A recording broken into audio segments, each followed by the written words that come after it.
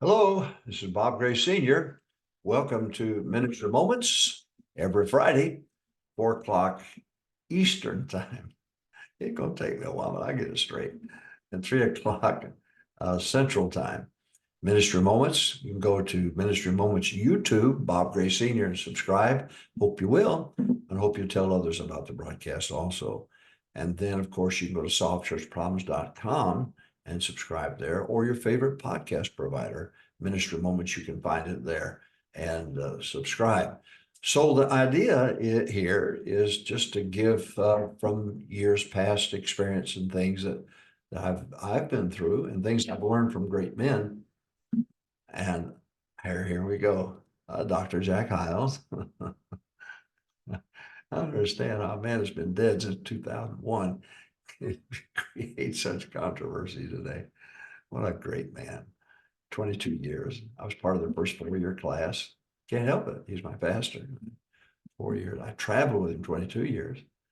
I was with him the last time he preached in Monterrey, Mexico. The bush still burns. A great sermon. And I love him. I love his memory. I wrote him a letter one time and I said, I've always loved you at a distance, but since getting close to you, I admire you even more. And I meant it then and meant it now. It's not idol worship. I don't lead people to Jack. I lead them to Jesus. But thank God, all those great men. But we had a great time.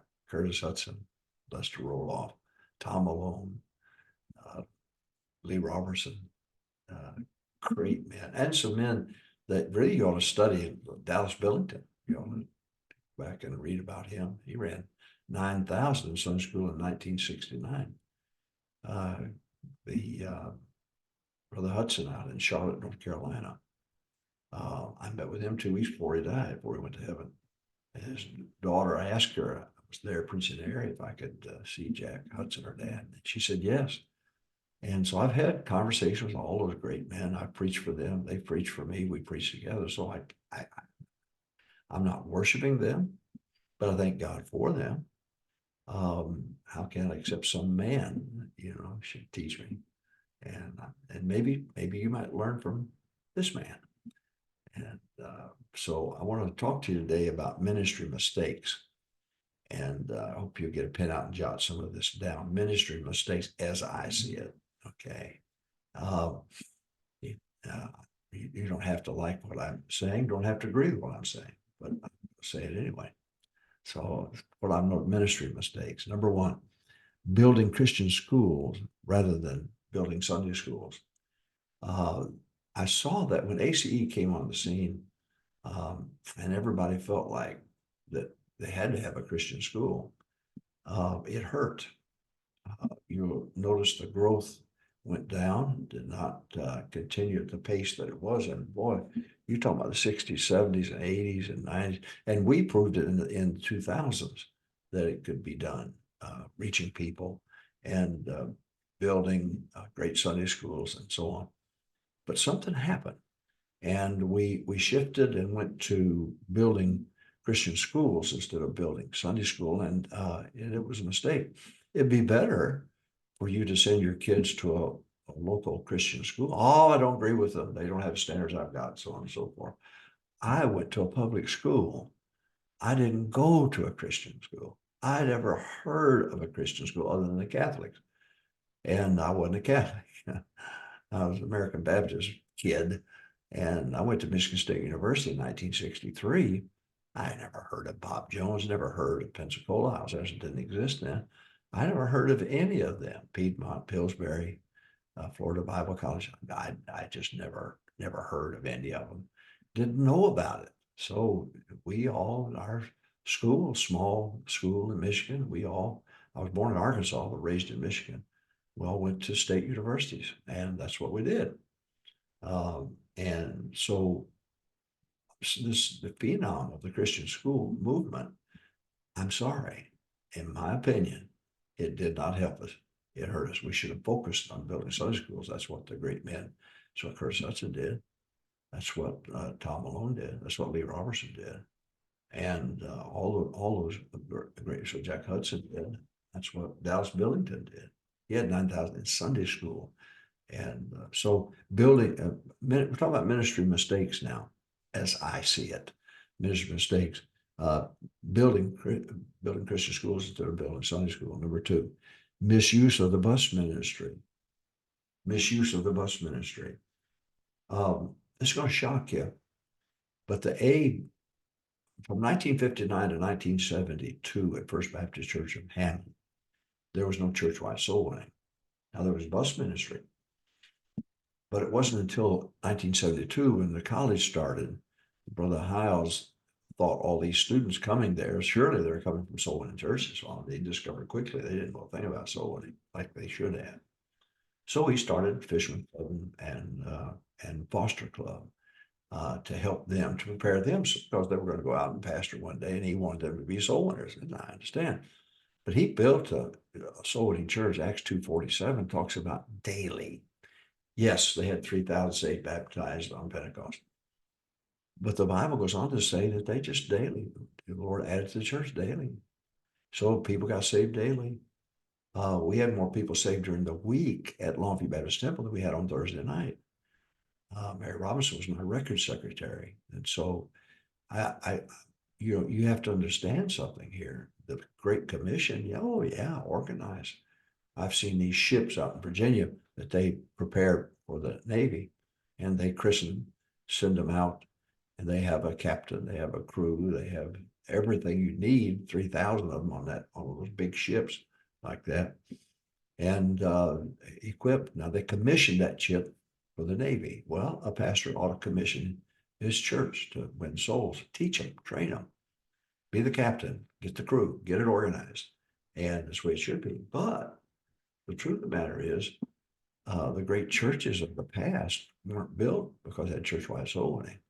They were built because everybody won souls daily. So the bus ministry became misused, became a quick fix for attendance. And that's not what it's designed to. Now, here's where you need to understand something. The First Baptist Church, the A Sunday School, only averaged 20 to 25 per bus. And there was method behind them. Madness behind the method behind the anyway. The smaller, the Sunday school classes, 800 of them back when I was there in the 70s, 800 averaged 20 to 25 apiece. They were small. My kids received their Sunday school teachers came to greet them at our house every Saturday. Boy, I don't think that wasn't encouraging to my wife and me. They cared about our children. So there were small classes. So the bus ministry became a quick fix for attendance, not what it's designed for. First of all, church is not meant for unsaved people. The bus ministry is not meant for unsaved people. Sunday school is not meant for unsaved people. They're blind. They have a veil over their eyes. They're in the dark and darkness. You have the light. They're in darkness. They're not looking for you. You got to go looking for them. So you win them, then you put them on a bus. Then you teach them and help them to grow. Now, if somebody comes unsaved and gets saved, glory to God. Hallelujah for that. Aren't you tickled about it?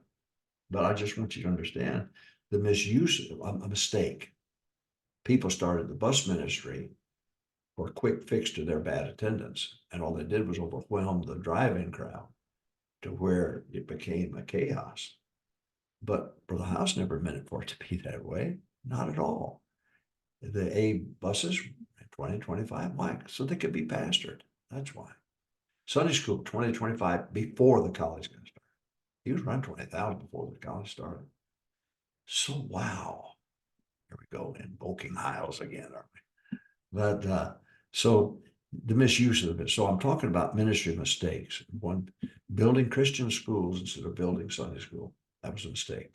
Number two, misuse of the bus ministry, a quick fix for church attendance. That was a mistake. The bus ministry at First Baptist, which I was a part of, he was my pastor. I'm sorry. I fell out of a hearse. But anyway, so it was a mistake, quick fix. It was not that way with Jim Vineyard. It was not that way with Wally Beebe, not that way at all. All right, number three, leaving the small Sunday school class concept. That's a mistake. Leaving the small Sunday school class concept. The great churches of the 60s, 70s, 80s, 90s, and even the 2000, we had 171 Sunday school classes at Longview Baptist Temple. And I'm just simply saying to you, it's a mistake leaving the small Sunday school class concept. Number four, unified services. Unified services. Some went to, John Rawlins, I think, did this. He led the BBF in doing it, I think. Boy, don't hold me to that one. I'll get crucified for that one. But unified services. I know that in Indianapolis, that it was that way. And so the unified service, several churches back in that day went to unified services. That was a mistake. We need more Bible, not less Bible. Next, Sunday night cell groups. Some of them then developed into Sunday night cell groups.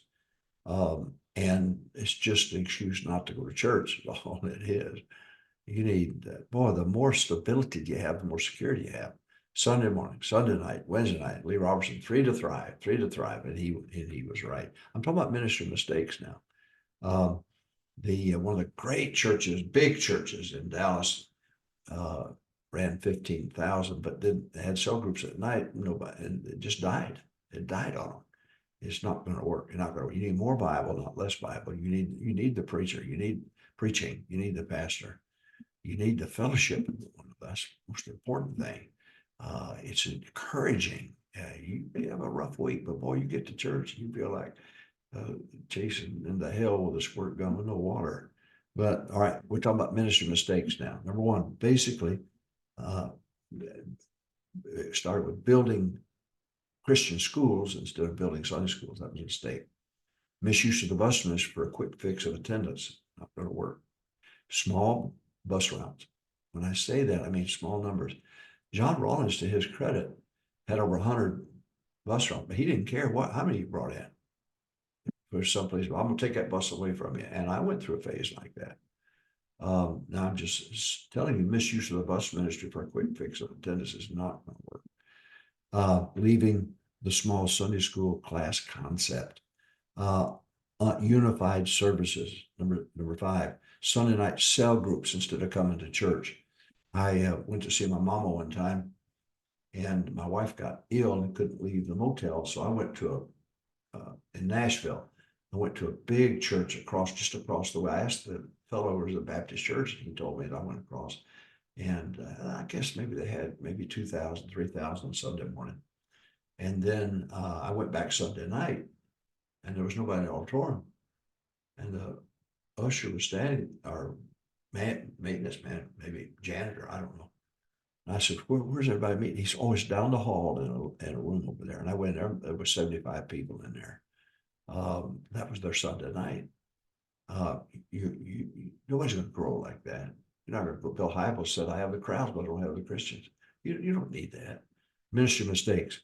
Building Christian schools instead of building Sunday school. Number two, misuse of the bus ministry for a quick fix of attendance. Keep the bus route numbers small on a bus. If it gets over 25 or so on, then start another route. Number three, leaving the small Sunday school class concept. Number four, unified services. Number five, Sunday night cell groups. Number six, worship team concept. You're going to bring this in, and what you're doing is you're listening to your sons and your daughters who went off somewhere and got a computer, and they started noticing how everybody else's church was growing, but they didn't see the death in the pot, the poison in the pot. Bad music, give me a old-fashioned choir with a bunch of gray hairs. And God bless these men, old men. Put them in the choir. I know they're off key, but let them sing off key. We're too professional. And worship teams and colored lights. What has that got to do? How does that? You went to a conference one time, a guy had it, he had a big crowd, so you thought you'd get color. You think they come because you take Baptist off the sign? You think they come because you got blue lights or red lights or pink lights? You think they come because that? No, it's not an attraction model in the Bible. It's an attacking model. Attack hell. win souls, get people saved, pick them up, bring them to church, and give them good music. I'm telling you, it's like having a dirty plate and a great T-bone steak on that plate when you got bad music. It's just terrible. Um, and you don't want, listen, you just use the world to reach the world, and you'll end up in the world and with the world. It's not going to work. It's not going to work. And it's proven that it's not work because we have no second generation. Brother Howes at least had a second. See, that's what I got so, I said, Brother Howes again, didn't I? Are you writing it down? Is that 10 now? Times I say. When I was at Hiles Anderson. Hiles, there you go again. And and I preached in the area there. My wife was doctor of the secretary, and so they would ask me to fill in pulpit sometimes, and so I did. And here's what I heard: yeah, Jack Hiles could do it, but none of his boys can. None of his boys can. Oh, that irritated the fire out of me. And I made up my mind when I got out of there, I was going to prove the old time religion still worked, and it does. It still works. Thank God for these evangelists that travel in this country. They may not agree with me, and I may not agree with them, but God bless you, men, taking a stand for the King James Bible and soul winning and so on. You may run with a different crowd. That's fine. I don't bother me. But boy, let's keep standing for the old time religion. All right, you got me off chasing rabbits, didn't you? Ministry moments. Ministry mistakes on ministry moments today. One, building Christian school rather than building Sunday school. Number two, misuse of the bus ministry for quick attendance fix. Small numbers is the secret. Number three, leaving the small Sunday school class concept. Keep it small. Number four, unified services. Number five, Sunday night cell groups. These are mistakes. Number six, worship team concept. Quit it. Quit it. Just quit it. Go back to the old, get that hymn book down, sing some old hymns again. Let the Holy Ghost of God use the old time religion. Number seven, we've lost the layman value in teaching Sunday school. We have lost the value that's there. These old saints have lived a life of service for Christ. Let them teach. You don't need some guy out of college that's going to try to change everything, the old time religion, you're in the old paths. No, don't do that. You've got good laymen in that church. Don't lose the value. They're not going to be with you forever. You let them teach, encourage them to teach. I think it's a big mistake when we looking for the expert to teach a Sunday school. No. Get a good godly man that tithes, goes soul and is faithful to church. He's not spectacular, but you don't need spectacular. You need somebody that's walked with God and been with God, lived, and has those experiences that he can give. Oh, that's so important. Number eight, not making Sunday school premier for adults. Sunday school is not for kids. It ought to be there for adults. So adult class, small adult class is very, very important. Next, organized soul winning while neglecting Sunday school. Again, from 1959 to 1972, Brother Howes had no organized soul winning. He did not. He started Fisherman Club and Foster Club and all of that up to the college started. That college didn't help First Baptist grow. But if anything, I think it stunted the growth, to be honest with you. Now, I'm just simply saying that making soul or organizing soul, I'm for that, but not organizing it more than you do Sunday school. Don't forget the emphasis on Sunday school. Then number 10, no weekly teachers and workers meeting. That's a mistake. I have Sunday school, one pastor said, but I don't. I said, do you have a meeting every week with it? No, I don't do that. Well, you need to organize it. Teach the Sunday school lesson to them, help them learn how to use visuals, give them the Sunday school lesson for a week from Sunday. So they've got 2 weeks to look at it and then meet with them again and then answer, help them, have a superintendent's meeting, have a meeting with the teachers and workers, let the superintendents meet with their teachers, have that thing organized on Wednesday night, get a choir going for the children so the adults can come and be a part of that. Well, I talked about ministry mistakes. I hope that helped you. God bless you. Guess what we're going to do tomorrow, boys and girls? We're going to go soul winning and we're going to win people to Christ and we're going to line them up for church on Sunday. And guess church starts at Sunday school. God bless you. Have a great weekend and let's win some souls.